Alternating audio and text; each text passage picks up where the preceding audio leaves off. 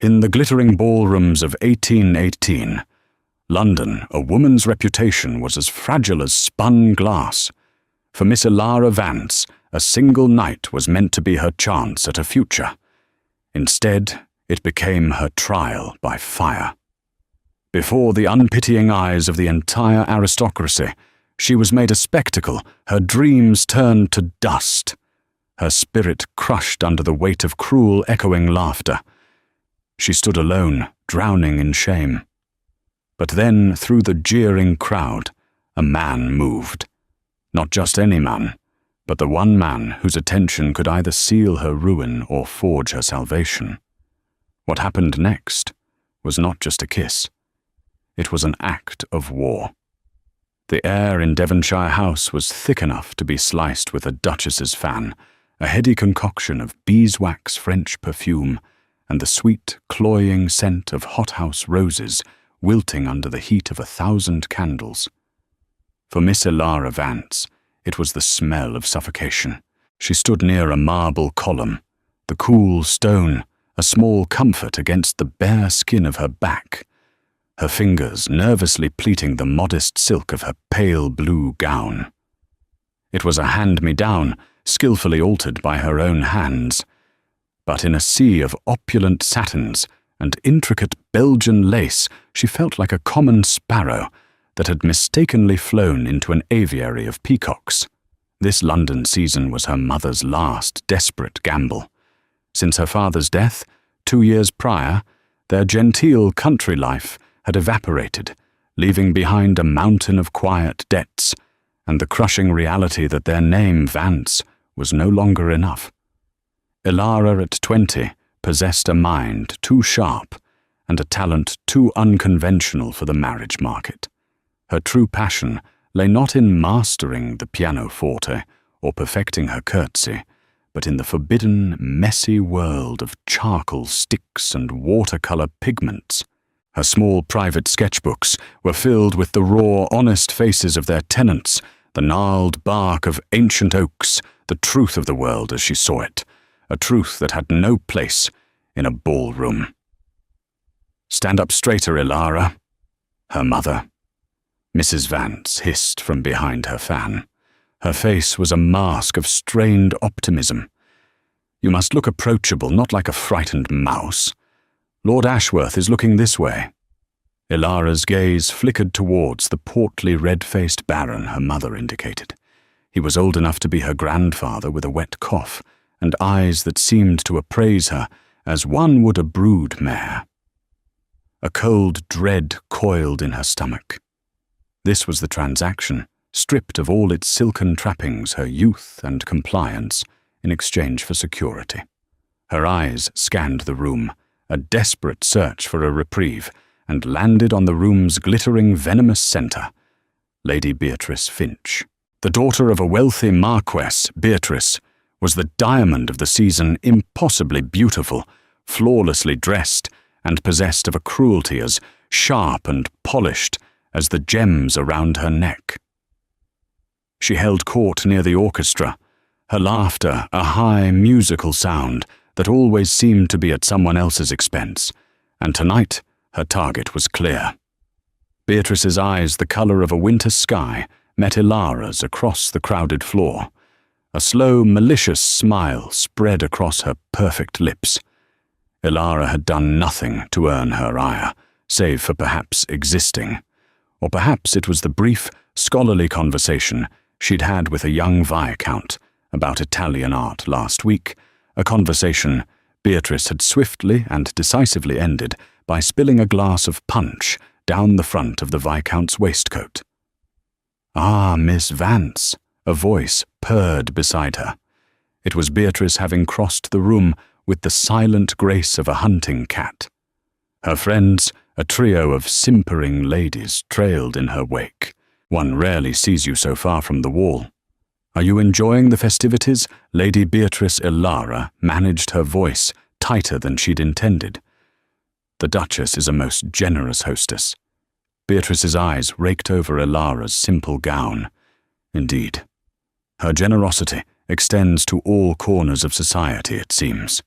The insult was subtle, a dagger wrapped in velvet, and her friends tittered appreciatively. My father mentioned he passed your former estate in Hampshire last month. He said the gardens have grown quite wild. The barb struck home. Ilara's father had poured his soul into those gardens. Her cheeks burned with a shame that was hot and fierce. Nature has its own artistry, my lady. Artistry. Beatrice's laugh was brittle.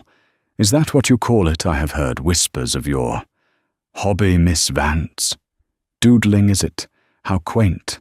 A suitable pastime for a young woman with a great deal of time on her hands, I suppose. Before Ilara could form a reply, Beatrice's gaze sharpened, zeroing in on the small reticule clutched in Ilara's hand. It was a simple drawstring bag, but tonight it held her most treasured and dangerous possession, her small, leather-bound sketchbook. She had brought it on a whim, hoping to capture the curve of a crystal chandelier or the fall of a lady's shawl in a quiet moment. It was a foolish, reckless impulse. What have you there? Beatrice asked, her voice dangerously sweet. A list of potential suitors, perhaps. Let us see if you've included poor Lord Ashworth. With a movement so swift Ilara couldn't react, Beatrice snatched the reticule. Her friends giggled as Beatrice's long, pale fingers pulled the bag open and retrieved the sketchbook. No, not a list, Beatrice announced, her voice rising to carry across the suddenly quieting room. The orchestra seemed to falter. Heads began to turn. Something far more interesting. It seems Miss Vance is not merely a wallflower, but an artist in our midst. She opened the book. Ilara's heart stopped. A wave of cold terror washed over her. The book wasn't just landscapes. It contained her private studies, her attempts to capture true emotion. And on the first page Beatrice opened was the most recent unfinished sketch, a raw charcoal portrait of a man she had seen only from a distance, a man whose presence had intrigued her for weeks. He had a harsh, beautiful face, haunted eyes, and a stillness that set him apart from the preening peacocks of the ton. It was a face that spoke of storms and sorrows, and she had tried to capture it. The man was Alistair Beaumont, the Earl of Blackwood, the reclusive, formidable war hero they called the Demon of Waterloo. Beatrice held the book aloft. My. And who is this brooding specimen? Such intensity, such passion, she mocked, her voice dripping with insinuation. She turned the page. And look, the face of old Mrs. Higgins from the market wrinkles and all. How utterly vulgar. A ripple of cruel laughter started soft at first, then swelling as more and more people turned to stare. They saw the country girl, the poor relation, not only presuming to practice a man's craft, but daring to sketch the formidable Earl of Blackwood with such unnerving intimacy. It was an act of profound social arrogance, an unforgivable breach of decorum. She carries charcoal smudges in her bag. Instead of scented powders, one of Beatrice's friends cried out, and the laughter grew louder, more pointed. Ilara stood frozen, pinned by 100 pairs of eyes. Her mother looked as if she might faint. The air, once merely suffocating, was now crushing the very breath from her lungs. Every gilded mirror seemed to reflect her own mortified face, her shame multiplied infinitely. The sound of their laughter was a physical blow, a storm of ridicule that threatened to tear her apart. This was not just embarrassment. This was ruin. The world had narrowed to a single tormenting sound, the chorus of high society laughter. It was a beast with 100 mouths, each one tearing a piece from Ilara's dignity. Her vision blurred the candle flames, merging into streaks of merciless gold. She could feel the heat on her face, a flush of humiliation so profound it felt like a fever. Lady Beatrice held the sketchbook like a trophy, her smile a triumphant slash of red in her pale, perfect face. Perhaps she hopes to sell her little drawings, Beatrice projected her voice, carrying over the din. A new way for the fallen gentry to make their way in the world. What do you suppose a portrait of an earl would fetch, gentlemen? The question hung in the air, dripping with poison. It reduced Elara from a lady to a tradeswoman, from an artist to a grasping, desperate merchant in the most public forum imaginable. Someone in the crowd snickered a low, ugly sound. Elara's mother let out a small, strangled gasp and took a step back, subtly disassociating herself from the source of the scandal. In that moment, Elara had never felt more utterly alone. She wanted the floor to swallow her whole. She wanted to vanish, to rewind time, to have never picked up a charcoal stick in her life. Her dreams, her private passions had been ripped from the quiet sanctuary of her mind and flayed open for the amusement of these cruel, shallow people. The laughter was a physical force, pressing down on her, and her knees felt weak. And then a sudden jarring silence. It did not fall all at once, but rather cascaded through the ballroom, like a wave starting from the grand archway entrance. The laughter died in people's throats, replaced by murmurs of shock and disbelief. The sea of elegant lords and ladies parted, creating a path. Down that path walked Alistair Beaumont, the Earl of Blackwood. He was the man from her sketchbook brought to startling life. Taller than she'd realized, his presence was a stark slash of black and white against the room's vibrant colors. His evening attire was impeccably tailored, yet he wore it like armor, not adornment. The face she had tried to capture was even more compelling in person, all sharp angles and controlled force, with a scar thin and silver that cut through one dark eyebrow. But it was his eyes that held the room captive. They were the color of a stormy sea, and they were fixed with a terrifying intensity, not on Beatrice but on Elara. He moved with an unnerving economy of motion, each step silent and deliberate. The whispers followed him like his shadow. He had been at the periphery of the room, speaking with the Duke of Wellington himself, when Beatrice's voice had risen. Now the hero of the Peninsular War was advancing on the scene of a ballroom skirmish, and the entire assembly held its breath. He stopped directly in front of the tableau of cruelty. His gaze flickered once to the sketchbook in Beatrice's hand, a flicker of something unreadable recognition, annoyance, and then returned to Elara's pale, stricken face. He saw the sheen of unshed tears in her eyes, the tremble in her lower lip. She was desperately trying to control. Beatrice, momentarily flustered by his sudden appearance, quickly regained her composure. "My Lord Blackwood," she cooed, offering him a dazzling smile. "We were just admiring the work of this budding artist. It seems you are her muse." She held the book out to him, expecting him to join in the mockery. The Earl ignored her outstretched hand. He ignored the book. His focus remained solely on Elara, a gaze so direct and unwavering it felt as though he were the only other person in the universe. The silence in the room was now absolute, thick with anticipation. "Are you all right, Miss Vance?" he asked. His voice was low, a gravelly timbre that seemed to vibrate in the charged air. It was not a question of polite concern. It was a demand for the truth. Elara could only manage a slight, jerky nod, unable to trust her own voice. Alistair's jaw tightened. He finally turned his head just enough to pin Lady Beatrice, with a look of such glacial contempt that the colour drained from her cheeks. The triumphant smile froze on her face. "Give it to me," he commanded. It was not a request. Beatrice's hand trembled slightly.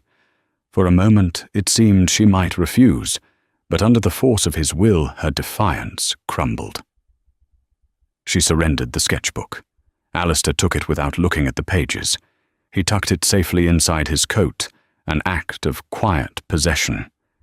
Then he did something that sent a collective gasp through the ballroom. He stepped closer to Ilara, closing the small gap between them. He gently took her gloved hand, his touch surprisingly warm and firm. And then he leaned in. For a heart-stopping second, Ilara thought he was going to whisper something to her, to offer a word of comfort. But he did not stop. He tilted his head, and in front of the Duke, the Duchess, the patronesses of Almack's, and the entire gossiping, venomous heart of London society, he pressed his lips to hers. It was not a chaste, polite peck. It was a kiss of breathtaking, deliberate intent. It was firm, warm, and utterly shocking. It lasted only a moment, but in that moment the world shifted on its axis. It was an act of supreme public defiance, a claim, a shield. He pulled back slowly, his storm-grey eyes never leaving hers. The room was so quiet one could have heard a pearl drop onto the parquet floor. He had not just silenced the laughter, he had annihilated it. Still holding her hand, he turned to face the stunned assembly. His voice, when he spoke, was cold and clear, cutting through the silence like a saber. "Miss Vance has honored me with her artistic interpretation." He stated his gaze, sweeping across the room, daring anyone to challenge him. "I find her talent to be as rare and commendable as her character. Anyone who suggests otherwise will answer to me." He then looked at the ashen-faced Lady Beatrice, a final dismissive glance. "Your cruelty is as common as your beauty, Lady Beatrice. I find myself unimpressed by both." Without another word, he tucked Ilara's hand securely in the crook of his arm, turned his back on the entire spectacle, and began to lead her from the ballroom floor. He walked not with the haste of escape, but with the proud, unhurried stride of a conqueror. And as they passed through the stunned, silent crowd, Ilara Vance, the poor relation, the object of cruel laughter, felt the warmth of his arm through her glove. The shame that had been burning her alive was extinguished, replaced by a dizzying, terrifying, and glorious new sensation. The Earl's kiss had not just saved her. It had set her on fire. The journey from Devonshire House was a blur of fragmented images for Ilara. The shocked faces of the guests turning to stone, the way the crowd parted for them, as if the Earl of Blackwood were Moses, and they the Red Sea. The cold night air hitting her face as they emerged onto the torch-lit street, a shock after the stifling heat of the ballroom. Her mother, for once, was speechless, scurrying behind them like a bewildered hen. Lord Blackwood did not release her arm until he had handed her and her mother into their hired carriage. He spoke a curt word to the driver, gave a final unreadable look at Ilara, and then melted back into the London night, leaving a maelstrom of silence in his wake. The carriage ride back to their modest rented rooms in Bloomsbury was excruciating. The air crackled with unspoken words. Mrs. Vance kept opening and closing her mouth, her fan fluttering like a trapped bird against her chest. Ilara stared out at the passing gaslights, her own reflection a ghostly stranger in the glass. Her lips still tingled from the pressure of his. It was a phantom sensation, a brand of heat that seemed to seep into her very soul. Once they were inside their cramped parlour, the dam of her mother's shock finally broke. "Ilara, what have you done?" she cried, sinking onto a threadbare settee. To be the centre of such a spectacle, Lady Beatrice, the sketchbook, and then the Earl, an unmarried man, kissing you in public. "We are ruined, utterly and completely ruined. I did nothing, Mother." Ilara said, her voice quiet but firm. The initial shock was beginning to recede, replaced by a strange, cold clarity. "Lady Beatrice stole my private property and sought to humiliate me. The Earl simply stopped her. Stopped her. He has made you the talk of the entire city. Do you not understand tomorrow every gossip columnist, every drawing-room harpy from Mayfair to Cheapside will be discussing this? They will not see a rescue. They will see an assignation. They will assume the worst, that you are his mistress, that there is an understanding, a scandalous understanding. And what would be so terrible about that? Elara countered a spark of defiance she didn't know she possessed, flaring to life. To be linked with a man who showed kindness and courage rather than one who joined in the laughter. Kindness that was not kindness, you foolish girl, that was possession. The Earl of Blackwood is not a safe man. They say he is ruthless cold, that the war hollowed him out. He has shown no interest in any debutante for 2 seasons. Why you, a penniless girl with ink on her fingers? It makes no sense. He has used you, Elara, for some purpose of his own, and we will be the ones to pay the price. Her mother's words were meant to frighten her, but they only solidified a strange resolve taking root in her heart. Alistair Beaumont had not felt like a user. He had felt like a shield. His eyes had not held contempt, but a flicker of something she dared not name. Understanding perhaps sleep was impossible that night. Elara lay in her bed, tracing the Earl's face in her mind's eye, replaying the kiss over and over. It had not been romantic in the poetic sense. It was too fierce, too public for that. It was a statement, a political act in the theatre of the ballroom. He had drawn a line in the sand and placed her firmly on his side of it. The question, as her mother had so rightly pointed out, was why. The answer arrived the next afternoon. A footman in a severe black and silver livery, the Blackwood colours, delivered a note addressed to her. Her mother snatched it first, her hands trembling as she broke the wax seal.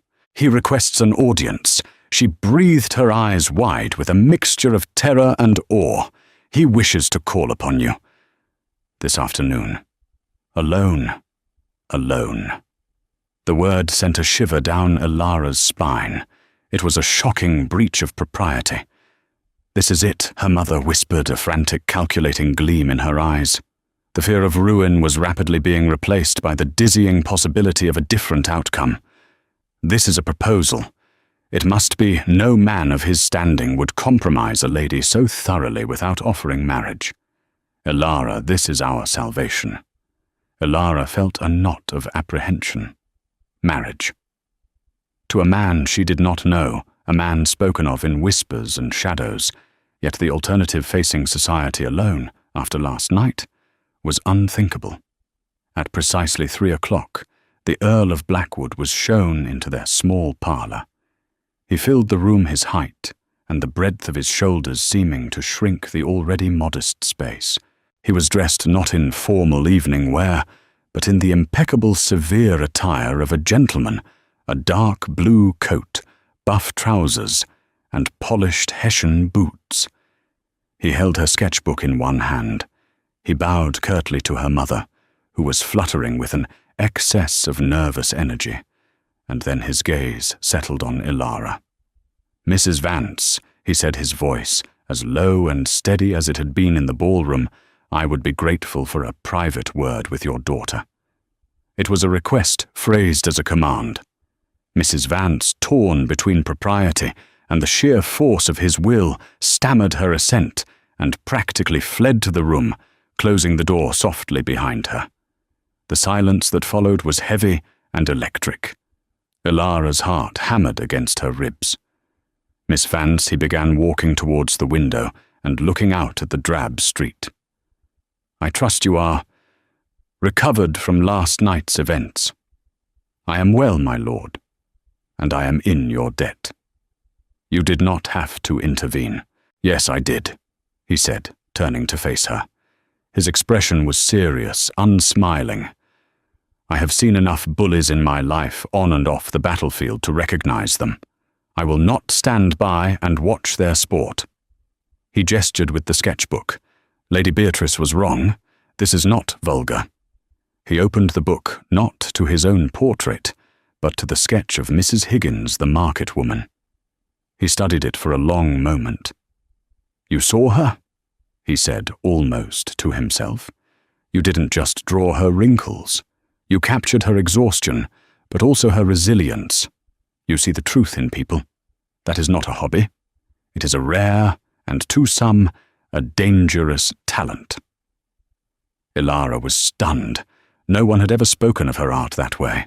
They saw it as a messy, unfeminine pastime. He saw its power. "Why did you do it, my lord?" she asked, her voice barely a whisper. "The kiss. It has set every tongue in London wagging." "That was the intention," he replied coolly. "Laughter is a mob. A mob can only be dispersed by a greater force. Last night I made it clear that you are under my protection. The gossips can chatter all they wish, but no one will dare to openly mock you again. They fear me more than they enjoy their own cruelty." His honesty was as bracing as a winter wind. There were no pretty words, no false sentiment. It was a strategic assessment. "But in protecting me, you have irrevocably tied my name to yours," she pointed out, her chin lifting. "My mother believes you are here to offer marriage." A flicker of something, regret, frustration, crossed his face. He walked back towards her, stopping a few feet away. "Miss Vance, my actions last night were impulsive, but not without consequence for both of us. A proposal of marriage, however, is complicated." He paused, choosing his words carefully. "There are obligations tied to my name, my estate, that I cannot easily ignore. Debts not of my own making, but which fall to me to resolve." The unspoken words hung between them. "I am required to marry a fortune." Ilara's brief, insane flicker of hope died. Of course, it was always about money. He was no different. Yet his next words surprised her.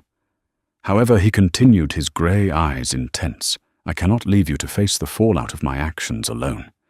The scandal I created must be managed. Your reputation is now my responsibility. Therefore, I have a different proposal for you. Not of marriage, but of a temporary and very public arrangement." Ilara stared at him, her mind struggling to catch up. A different proposal. The air in the small parlour seemed to thin, charged with the weight of his words. An arrangement she echoed, the word tasting foreign and slightly scandalous on her tongue. A courtship, Alistair clarified his expression, unyielding. A public and seemingly devoted courtship. We will be seen together. We will attend the opera ride in the park and appear at the necessary social functions. I will send you flowers. I will call on you regularly. To all the world we will appear to be on the inevitable path to marriage." Ilara's heart gave a painful thud. A performance. He was proposing they stage a play for the benefit of the ton. And to what end, my lord, a courtship that leads nowhere will only create a different, more prolonged scandal. It will not lead nowhere, he countered, his voice low and persuasive. It will lead to a quiet, mutual dissolution at the end of the season. We will let it be known that we have discovered we are not suited, that our affections were misplaced. By then the events of last night will be old news, and your association with me will have lent you a certain untouchable quality. Beatrice Finch and her ilk will not dare trouble you again.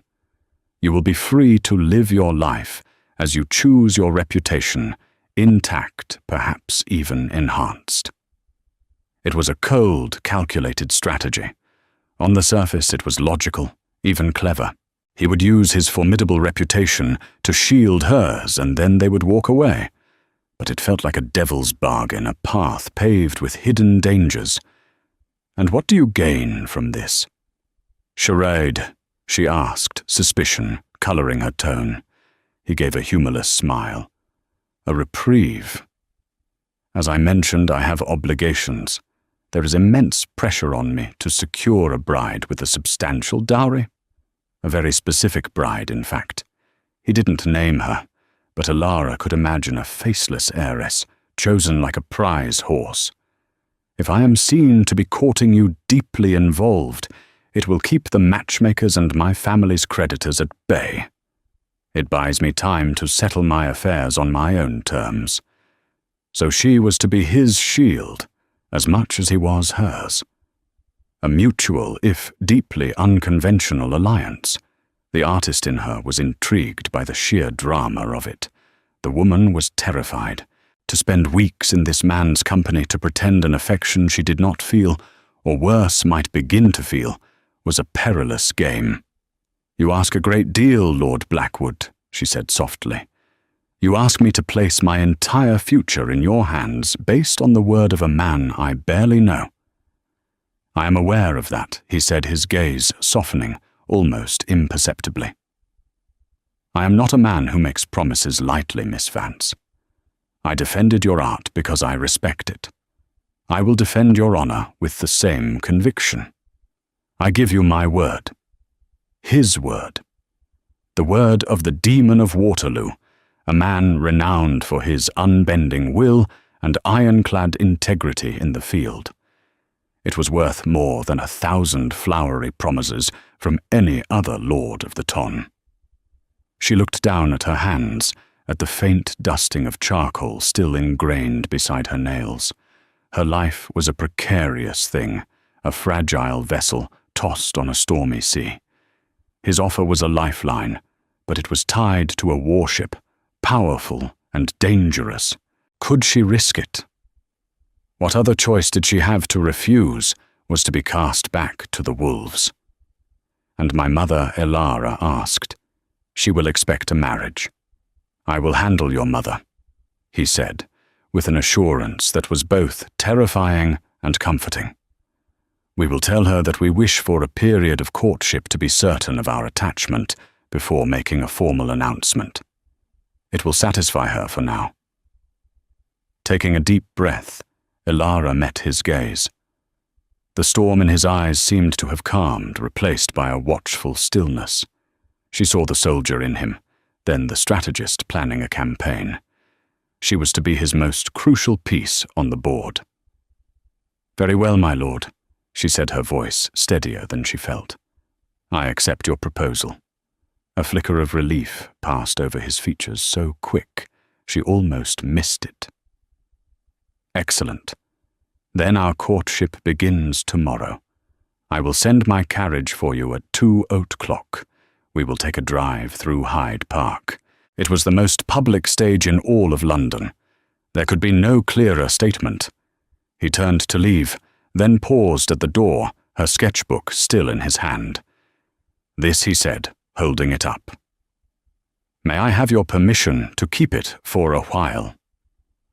"Why?" she asked, genuinely curious. A reminder, he said, his voice quiet, of what is real in a world of artifice. With that, he was gone. The next day, as promised, the gleaming black carriage of the Earl of Blackwood, emblazoned with a silver wolf's head crest, arrived precisely on time. Its appearance in their dreary street caused a sensation among the neighbours. Mrs. Vance was in a state of flustered ecstasy, convinced her every dream was about to be realised. Elara, dressed in her best day dress, and a bonnet that did little to hide the nervous flush on her cheeks, felt as if she was stepping onto a stage. Alistair was waiting inside the carriage. He was as impeccably dressed as before, but he seemed different in the daylight, more solid, more real. The lines around his eyes seemed deeper. Their drive through Hyde Park was exactly the spectacle he had intended. Every head turned, fans fluttered, and conversations ceased as they passed. Elara could feel the weight of 1,000 eyes, but this time it was different. There was no scorn, no mockery. There was awe, curiosity, and a healthy dose of fear directed at her companion. Lady Beatrice was there in a high-perch phaeton, and the look of pure venom she shot in their direction was almost satisfying. Alistair was a surprisingly comfortable companion. He did not ply her with the meaningless compliments she was used to. Instead, he spoke of his lands in the north, of the challenges of crop rotation, and the new agricultural techniques he was trying to implement. He spoke with a passion and intelligence that she found captivating. In turn, he asked her about her home in Hampshire, about the woods and fields she so loved to draw. "You miss it?" he stated simply, after she described a particular stream she used to sketch. "Terribly," she admitted. "London feels like a cage. I know the feeling," he said, his gaze distant. After the war, everything here seemed so loud, yet so meaningless. It was a small glimpse into the man behind the title, a crack in the formidable armor. For the first time, Elara felt a genuine connection to him, a shared sense of being an outsider in a world that did not understand them. Their bargain, however, was never far from her mind. As they drove, they passed a carriage carrying a young woman with fiery red hair and a vapidly pretty face, surrounded by an entourage that screamed, "New money!" The girl's father, a portly man with a florid complexion, beamed at everyone, a clear sign of a man desperate to buy his way into society. Alistair's face tightened almost imperceptibly. He gave the carriage a stiff, formal nod. "Sir Reginald Grover and his daughter Miss Eleanor Grover," he said, his voice flat. Elara didn't need to ask. She knew with a sinking certainty that she was looking at the heiress, the woman he was supposed to be marrying, the woman her performance was designed to hold at bay. The sight of her was a cold splash of reality. This was all a game, a beautifully orchestrated deception. And as Alistair turned back to her, forcing a small smile, Elara felt a sudden sharp pang in her chest. It was a dangerous, treacherous feeling, one she knew she had to suppress at all costs.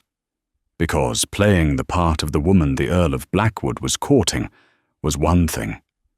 Foolishly starting to wish it were real was another thing entirely. And it was a path that could only lead to ruin. The weeks that followed were a surreal dream. Elara's life transformed so completely, it was almost unrecognizable. The Blackwood carriage became a regular sight in her modest street. Bouquets of flowers she knew he did not choose, they were too perfect. Too conventional arrived daily. Invitations that were once unthinkable now flooded their small parlor. They were courted, feted, and whispered about in every corner of the city. Mrs. Vance was in heaven, chattering endlessly about wedding plans, as if the proposal were a mere formality. For Elara, it was a period of exquisite tension. The courtship was a masterclass in public theatre directed by the Earl. In public, he was the model of a devoted suitor. He would place her shawl around her shoulders with a possessive air, his hand lingering just long enough to be noticed. He would lean in to whisper something in her ear during a concert, his proximity sending a jolt through her that was anything but feigned. He played his part perfectly, and Elara, a keen observer of human nature, found herself to be a surprisingly adept actress. But it was in their private moments, stolen between the public appearances, that the lines of their bargain began to blur. He would dismiss the footman and drive the carriage himself, sometimes taking them to places other than the fashionable haunts. He took her to a dusty bookshop on the Strand, where they spent an hour arguing happily over the merits of Lord Byron's poetry.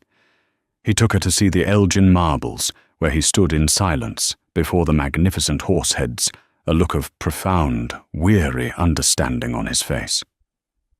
"They've seen battle," he said quietly, his voice rough with emotion. "They've seen empires rise and fall. It puts a London season in perspective, doesn't it?"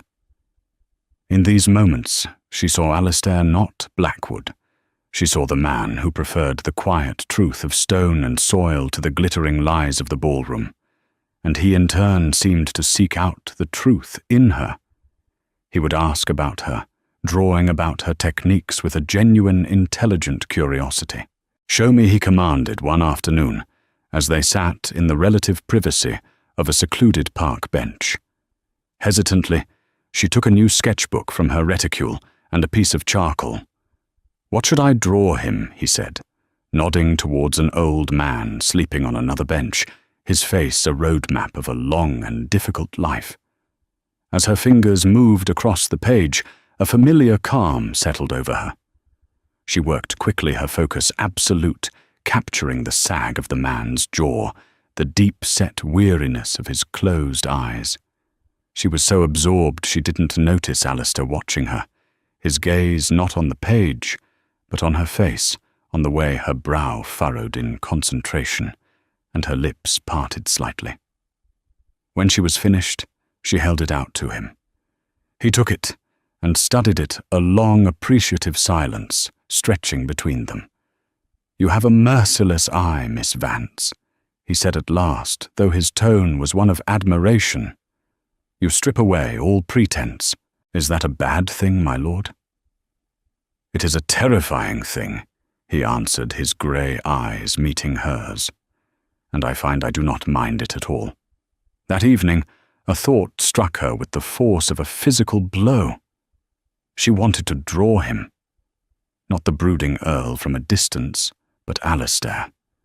She wanted to capture the man who argued about poetry and understood the sorrow in ancient statues. It was a dangerous, intimate impulse, and she knew she should resist it. Meanwhile, their performance was having its desired effect. Lady Beatrice Finch, consumed by a furious, impotent jealousy, was a constant, malevolent presence at the edge of their social engagements. Her smiles were brittle, her comments laced with acid, but Alistair's protective presence was an impenetrable shield. Ilara, once the object of her scorn, was now the source of her frustration, a position that brought a small secret thrill. But Beatrice was not one to accept defeat. If she could not attack Ilara directly, she would find another way. Her uncle, Mr. Finch, was not just a society gentleman. He was a shrewd man of business who managed affairs for several aristocratic families. And Ilara had noticed him in quiet, intense conversation with Lord Blackwood on more than one occasion. One afternoon, while attending a watercolour exhibition on Bond Street with Alistair, the trap was sprung. Lady Beatrice approached them, her uncle in tow. "Lord Blackwood, Miss Vance." Beatrice said, her voice like honey laced with arsenic. "How lovely to see you appreciating true art." "Uncle, you remember the Earl?" "Of course, Mr. Finch," said a man with cold, calculating eyes. He bowed stiffly. "My lord, I was just reviewing the quarterly accounts for the Blackwood estate. Things are challenging." The comment was deliberately public. Alistair's posture became rigid. "Finch, this is neither the time nor the place." "Oh, but I think it is," Beatrice interjected, her eyes glittering with malice as she looked at Ilara. "You see, Miss Vance, being an Earl is a very expensive business, especially when one's father had a fondness for gambling and bad investments. An estate requires a significant influx of capital to be restored. A very significant influx." The meaning was crystal clear. She was telling Ilara in no uncertain terms that Alistair was bankrupt and that his courtship of a penniless artist was an act of financial suicide. "My finances are my own concern," Lady Beatrice Alistair said, his voice dangerously low. "Are they?" Beatrice smiled. "Or are they the concern of your future wife? A man in your position needs a partner who can help him. A partner with, shall we say, a dowry of at least £50,000. She glanced meaningfully across the room, where Miss Eleanor Grover was standing, looking utterly bewildered by a Turner painting. "A man in your position cannot afford to be sentimental." Ilara felt the blood drain from her face. She knew, of course, that this was the foundation of their bargain. But to have it laid bare so cruelly, to have her own lack of worth thrown in her face, was a fresh humiliation. She was the sentimental distraction, the penniless folly. Alistair took a step forward, his hands clenched into fists at his sides. "You will be silent." he commanded Beatrice, his voice shaking with a contained rage. Why does the truth offend you? She shot back. Or does it offend your little drawing master's apprentice? She should know what she is walking into. She should know you are merely toying with her before you do your duty and marry the fortune your family so desperately needs. The scene was causing a stir. People were turning to stare, to whisper. It was the ballroom all over again, but this time the attack was not on her art, but on the very foundation of her relationship with Alistair. And this time, the accusation held the devastating sting of truth.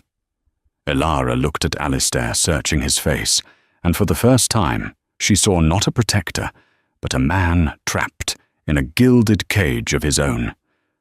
The weight of his duty, his obligations, was etched onto his features, a mask of grim resolve. And in that moment, she knew her foolish heart had already betrayed her. She had crossed the line from playing a part to living it. The pain of Beatrice's words was not just shame, it was the sharp, bitter agony of jealousy. Beatrice's venomous words hung in the air of the gallery, poisoning the atmosphere. The whispers of the onlookers were like the rustle of dry leaves, gossiping about the impending financial ruin of the Blackwood earldom and the foolishness of its current lord. Alistair stood like a statue, carved from granite, his rage a palpable force. But Elara knew his anger was not just for Beatrice. It was for the trap of his own life, a trap that had just been publicly sprung. "Come, Miss Vance," he said, his voice tight and controlled. He took her arm, his grip like iron, and steered her out of the gallery, leaving Beatrice with a look of smug triumph. The carriage ride was silent and fraught with a tension so thick Elara could barely breathe. The game was over. The pleasant illusion of their courtship had been shattered, and the cold, hard facts of their bargain lay exposed between them. He was destined for an heiress. She was the temporary diversion. When they arrived back at her lodgings, he did not leave immediately. He followed her into the small parlour, closing the door behind him. He paced the worn rug like a caged wolf, his hands clasped behind his back. She was right, he said, finally not looking at her. Every word she said was true. My father left the estate on the brink of collapse. The lands are mortgaged. The tenants are struggling. The only thing of value I have left is my name, and I am expected to sell it to the highest bidder. To Miss Grover, you do not have to explain yourself to me. My Lord Elara said, her voice hollow. It was the premise of our arrangement. Was it? He shot back, finally turning to face her, his grey eyes blazing. Was it just an arrangement when we spoke of Byron? When I watched you draw, has all of this felt like a charade to you, Elara? He had used her given name. It was the first time, and it struck her with the force of a physical blow. A wave of despair and a reckless, desperate honesty washed over her. No, she whispered the single word, a confession. It has not. He crossed the room in 2 long strides, stopping just before her. He looked down at her, his expression a war of conflicting emotions, duty anger, and something else, something softer and far more terrifying. Nor for me, he admitted, his voice dropping to a raw, ragged murmur. This started as a strategy, a way to buy time, but it has become something else. Being with you, seeing the world through your eyes. It's the only time I have felt like myself since I returned from France. Not the Earl, not the soldier. Just Alistair. The name hung in the air between them, an offering and a plea. And in that moment, Elara's resolve, her carefully constructed walls of self-preservation, crumbled into dust. Then I will draw you, she said, the words tumbling out before she could stop them. Not the Earl. Alistair. Let me see him. He stared at her, surprised. A slow nod was his only answer. The next day he came to her, not in his carriage, but on foot, dressed in simple riding clothes, looking more like a country squire than a peer of the realm. For 3 consecutive afternoons, he sat for her in their cramped parlour. She worked not with charcoal, but with her precious watercolours, determined to capture the complex shades of the man before her. It was an act of profound intimacy. She studied every line of his face, the way the light caught the silver in his scar, the deep-set weariness in his eyes that warred with a fierce, burning intelligence. They spoke little, but the silence was filled with a deep, unspoken communication. She was not just painting his likeness, she was learning his soul. She saw the weight of his ancestors on his shoulders, the ghosts of fallen comrades in his gaze, and the deep, abiding frustration of a man of action forced into a state of gilded impotence. On the 3rd day, as she applied the final brush strokes, she knew she had captured it. It was the best work she had ever done. It was not a flattering portrait. It was a true one. All his pain, all his strength, all his conflict was there on the paper. "It is finished," she said softly. He came and stood behind her, looking down at the portrait. He was silent for a long time. That he said at last, his voice thick with emotion, "is how I feel." He placed a hand on her shoulder, his thumb gently stroking the fabric of her dress. "You see me, Elara, in a way no one else ever has." He turned her to face him, his hands framing her face. The air crackled. The world outside, with its debts and heiresses and scandals, ceased to exist. There was only the small parlour, the scent of paint and paper, and the storm in his eyes. He lowered his head and kissed her. This kiss was nothing like the public defiant act in the ballroom. This was private and desperate and real. It was a kiss full of longing and a deep, aching tenderness. It was a confession of everything they could not say, a lament for what they could not have. Elara melted into him, her hands coming up to clutch his shirt, returning the kiss with all the pent-up emotion of the past weeks. It was a moment of pure, unadulterated truth. But truth they were about to discover came with a price.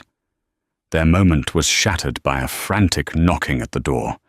Her mother burst in her face, pale with panic. "My Lord Elara, a letter has arrived. From your solicitor, Lord Blackwood. It is marked urgent." She held out a trembling hand with the sealed document. Alistair released Elara, his expression hardening back into the familiar mask of the Earl. He broke the seal and read the letter, his face growing grimmer with each line. "What is it?" Elara asked, her heart pounding. "It's Finch," he said, his voice like ice. "On behalf of Sir Reginald Grover. They are calling in my father's largest debt. The note is due at the end of the month. If I cannot pay, they will foreclose on the estate." Elara's blood ran cold. "But why now? It's not just Finch. It's Beatrice," he snarled, crumpling the letter in his fist. "She's forcing my hand. The letter contains an addendum, an offer from Sir Reginald. He will forgive the entire debt as a wedding gift upon my marriage to his daughter." It was a perfectly executed checkmate. Beatrice had not just exposed their ruse, she had used it to set a final, inescapable trap. Alistair was being given a choice: marry Miss Grover and save his family's legacy, his home, and the livelihoods of his tenants, or refuse and lose everything. And in either choice, he would lose Elara. He looked from the crumpled letter to her, his face a mask of agony. The duty he had been born to, the responsibility he carried for hundreds of souls, was a chain around his neck, pulling him away from her. The glory of his title had become the instrument of his torment. "Alistair," she whispered, her heart breaking for him, for them. "They've left me no choice," he said, the words torn from him. "I must meet with them. I must." do my duty." He looked at the portrait, at the truth she had captured on paper, and then at her, the woman who had seen that truth. A look of profound despair crossed his face before he turned and walked out of the room, leaving Elara alone with the beautiful, heartbreaking painting of the man she loved and the devastating silence of their impossible situation. Elara entered Lady Jersey's ball, wearing the pale blue gown of her public humiliation, a quiet act of defiance. Across the glittering room, she saw him, Alistair, a handsome prisoner, standing beside Lady Beatrice and the heiress he was meant to marry, their eyes locked in a silent, agonizing exchange. Just as despair threatened to consume her, Alistair's valet appeared at her side, presenting her with her watercolor portrait of the Earl. A note was attached, bearing a single powerful command in his handwriting: "Let them see the truth." As she revealed the painting, the famed artist Sir Thomas Lawrence, who had been observing her, pushed through the crowd. "My dear girl," he boomed his voice, silencing the orchestra. "This is not the work of a hobbyist. This is genius. You have captured the man, not merely the title." The crowd, once her tormentors, now stared in awe. Seeing his moment, Alistair strode across the floor, leaving a stunned Beatrice in his wake. He stopped before Elara, his voice ringing with conviction for all to hear. "I have just informed Sir Reginald Grover that his offer of marriage is irrevocably declined. I will sell what I must to clear my family's debts. It will mean a life of hardship." Then his gaze softened as he looked only at her. "But I would rather face that hardship with you than an eternity of wealth without you. Elara Vance, will you be my wife?" Tears of joy were her answer. "Yes," she whispered. "Always yes." He took her hand, and the cruel laughter of the ballroom was forgotten forever. Her glory was not a title gifted by an earl, but a truth they had forged together, a masterpiece of their own making. And so Elara Vance's story comes to a close, or rather, a new, more magnificent one begins. She did not find her glory in the reflection of an earl's title, but in the strength of her own talent, a talent that a good man had the wisdom to see. Theirs would not be a life of idle luxury, but one of shared purpose, rebuilding an estate with the same integrity and truth that defined their love. Her shame, born from the cruel laughter of a shallow world, was transformed into a testament to her resilience. The Earl's kiss was the spark, but her own courage and artistry were the enduring flame. They proved that true nobility isn't about the name you inherit, but the choices you make, and that the greatest love stories are not written in ballrooms, but forged in the crucible of truth and sacrifice. Thank you so much for joining us on this journey. If you were moved by Elara and Alistair's story, please show your support by hitting that like button, sharing this video with a fellow romance lover, and subscribing to our channel for more tales of love against the odds. Don't forget to ring the notification bell so you never miss a story.